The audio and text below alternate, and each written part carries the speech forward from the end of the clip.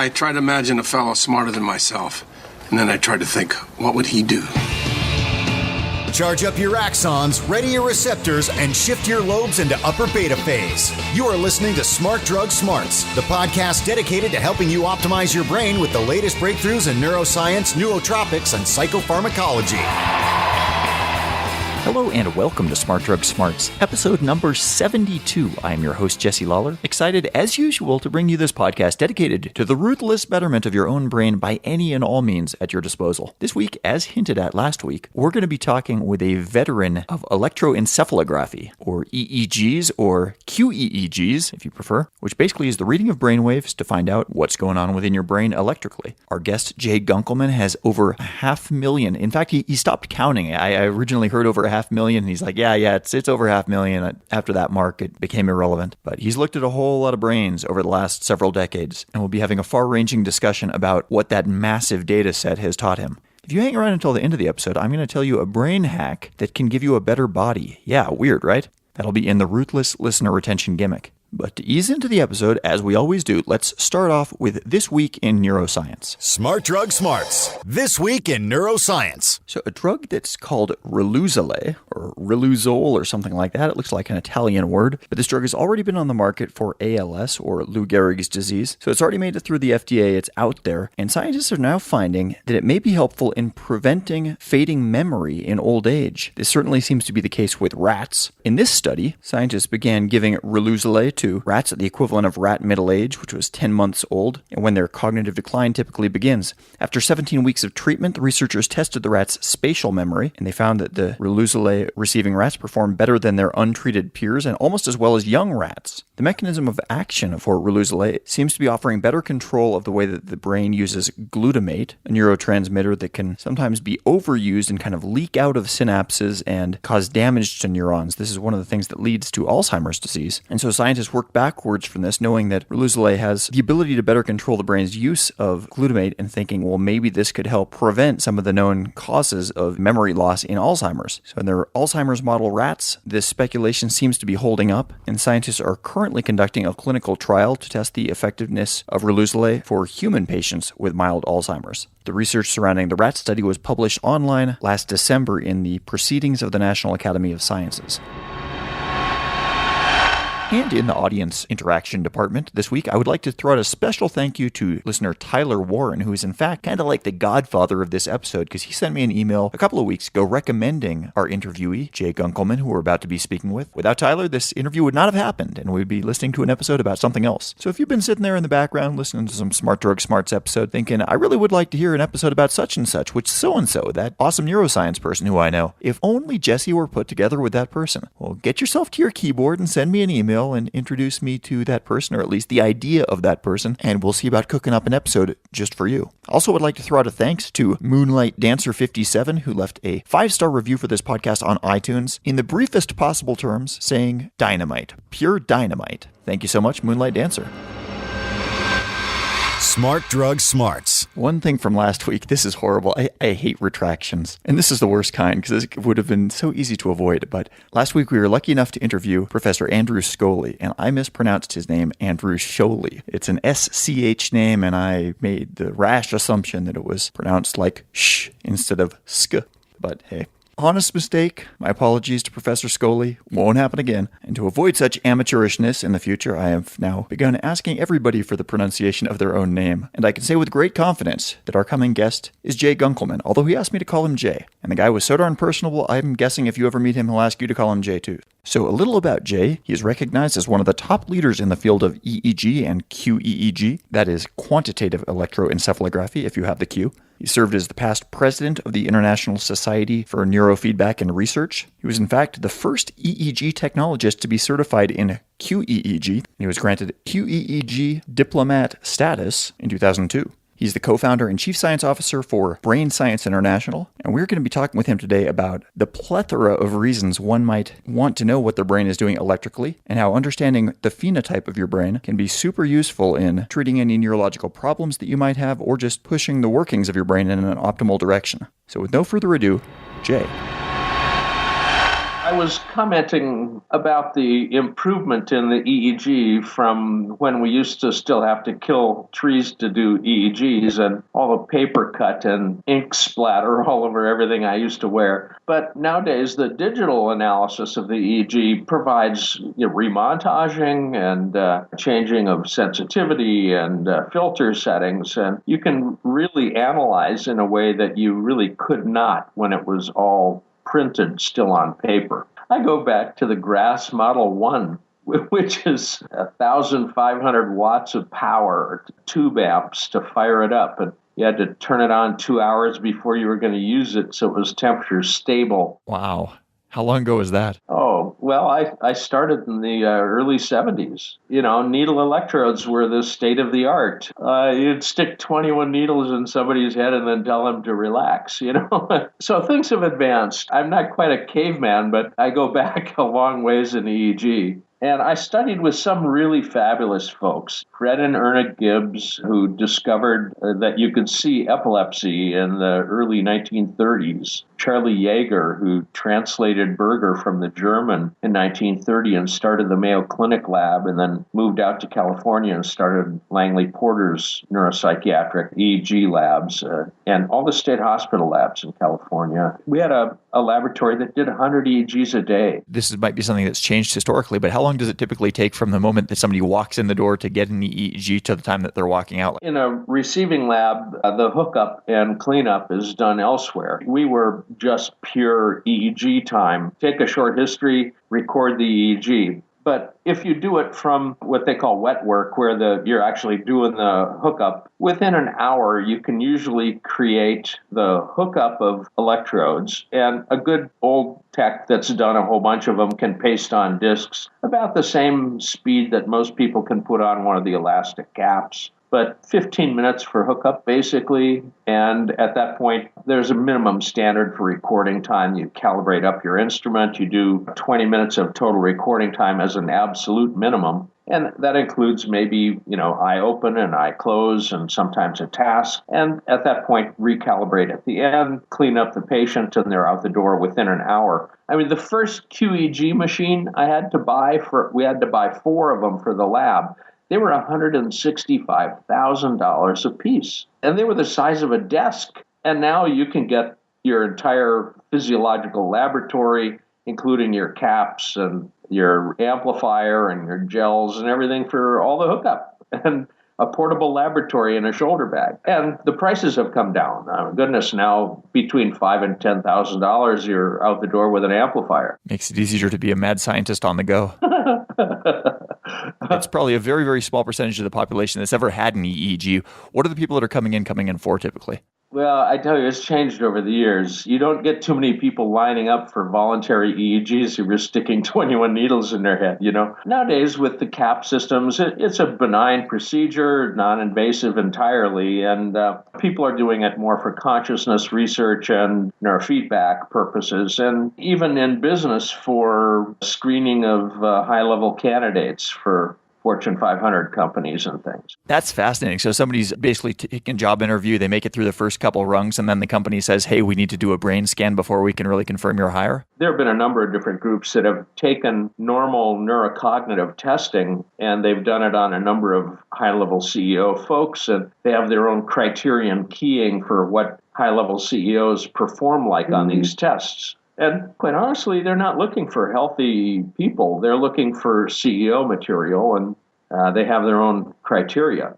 How visible is that sort of information? Because we were just really talking about personality characteristics. The hard number data that you're looking at, how visible do you feel like? Are you seeing the Matrix when you look at these readouts? Can you identify personality profiles in the way that Neo in the Matrix was able to look at the numbers and see the world around him? Well, it's an odd experience, but my normal lectures in Europe are I walk in the door and they hand me 6 cases that I've never seen before. and I process them live in front of the audience, and I tell them about the patient. So EEG is electroencephalography, and the Q is quantified. Can you kind of break down those two terms and how they relate to each other? The EEG is essentially easily described. It's a waveform that goes up and down and up and down and up and down. And to analyze that, you have to end up getting really good at seeing wiggly lines. And a lot of people don't want to end up taking a long period of time to get really good at reading the EEG wiggly lines. And one of the things that can help is to quantify the wiggly lines by passing the analog signal, the raw wiggles, through an analyzer like the Fourier, which is the fast Fourier analysis. The Fourier breaks the continuous EEG into its constituent spectral peaks based on how much time is spent wiggling at different frequencies. You get a spectral histogram with each frequency bin having the amount of power that was spent at that frequency during the period that you've analyzed. What rationale do people have to not take advantage of some of these technological tools that we have to get a closer look at the brain? There's nothing quite like inertia, and the state of the art, the standard of practice in psychiatry is still listen to the story, make your guess, and pick your med, which is another guess. And there's nothing wrong with that. It's just that it's not optimal. If you want to get a typical outcome for your client, which includes side effect and negative outcomes and occasionally some really, really negative outcomes, you can continue with the standard of practice. But people that end up experiencing a look at the EEG before they prescribe end up identifying the proper classes of medication because the EEG reflects the underlying neurochemistry. And it's the neurochemistry you're changing, not the behavior. It's the soup for the brain. And every neuron ends up having two sets of controls, the ion channels that control the neurons. You can have a ligand-gated channel, which is a drug. These are serotonin and norepinephrine and glutamate and GABA and all the various neurotransmitters. They have a lock and key. And if you have the right key for the right lock, you have a good match and things work well. And the same neuron can also be manipulated by voltage-gated channels, which are things like DC stimulation, MAG-stim, neurofeedback, the slow cortical potential feedback, SMR feedback. The voltage-gated channel can gain control over the neuron as well. And in some cases, maybe even better than the approach with meds. What percentage of people do you feel like if you had access to their EEG data, you would make a prescriptive recommendation for something that they would change in their lifestyle, in their diet, in their whatever? Pretty much everybody. Who can't stand to have something improved? One of the things about the approach that I use for the EEG, which is called the phenotype approach or the endophenotype approach, is that we look at the EEG patterns that are genetically linked in your EEG, and we can then identify the underlying patterns that you have, and those patterns have counter moves to optimize them,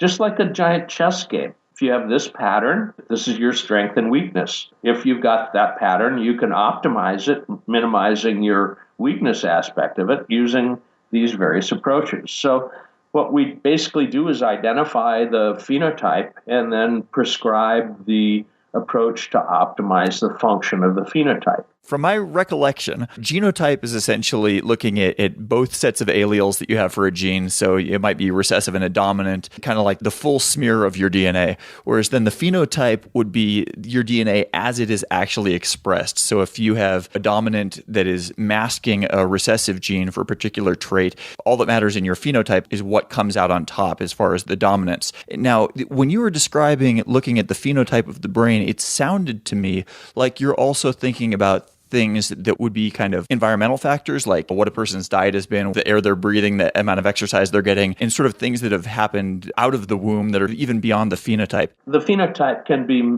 expressed more severely or less severely based on environmental concerns. As an example, beta spindles, which is not just a little bit of beta in your record, it's actually a specific kind of beta. We've got a really good publication using the new research domain criteria, over 370 subjects in it. It basically suggests that the beta spindle pattern in the EEG is associated with impulsivity and hyperactivity, but it's also exacerbated by insomnia. And the beta spindle makes you prone towards insomnia as well. So there are environmental interactions. But you're right, phenotype is an intermediate step between your genotype and your behavior. They were particularly depressed in the genome project. They thought that they would be able to find all sorts of good correlates of genes and behavior, but they were really bummed about that. I mean, it just didn't pan out at all. But in between your genotype and your behavior is the phenotype. And the phenotype is your expressed pattern. And there are 11 candidate phenotypes. 2 of those are known genotype-linked phenotypes. Now, I'm surprised at that number of 11 phenotypes. That's a much smaller number than I guess I would have imagined. How did you come across those 11 and decide on those subdivisions? Well, I'm slow, but I've been in the field forever.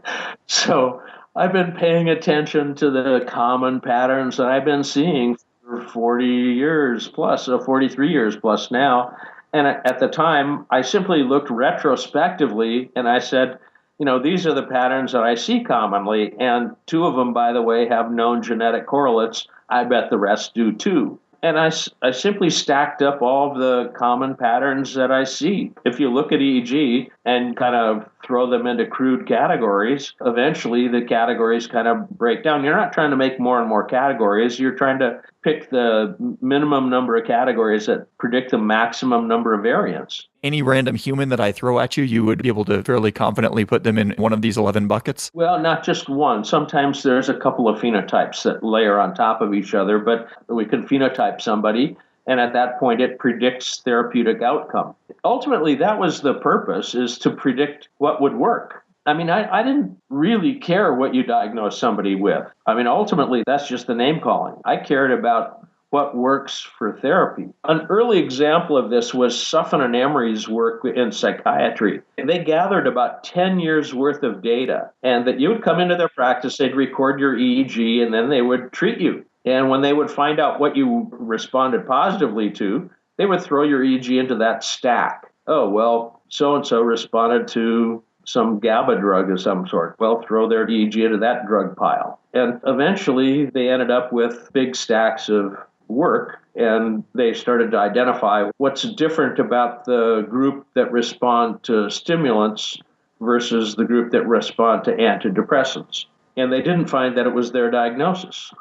In fact, what they basically found is that if you treated the person with the drug class predicted by their EEG, you got a positive outcome. Earlier I asked, should everybody be getting EEGs? And the answer was a pretty resounding yes, that we would all be learning something interesting about our brain. There's probably things that could be done to improve it. For any phenotype, you might be able to push it in a certain direction that would optimize the brain's overall outcomes. Where does that model of the platonic ideal version of the brain that you're trying to nudge it towards, where's that coming from? First of all, we can identify where you are now. And then if you can identify a place you wish to get to, that's the important part. Optimal performance isn't the same for 2 different groups.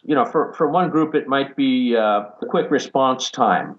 And for another group, it might be long endurance, totally different approach. One, a false jump might be virtually a fatal error. And for another group, it's not really relevant one way or the other. So you have to define what optimal outcome is. And in sports, for instance, weightlifting versus sprinting versus pole vaulting. I mean, every sport has its own kind of optimal performance. But for cognitive performance, you also have optimal performance goals, a little less obvious than track and field goals, but we can optimize the background alpha tuning, for instance, to modulate your arousal level. Arousal performance is a well-known inverse U continuum, and if you're over-aroused at a base state, you're not going to be able to take stimulant. You're going to degrade in your performance if you have additional stimulation.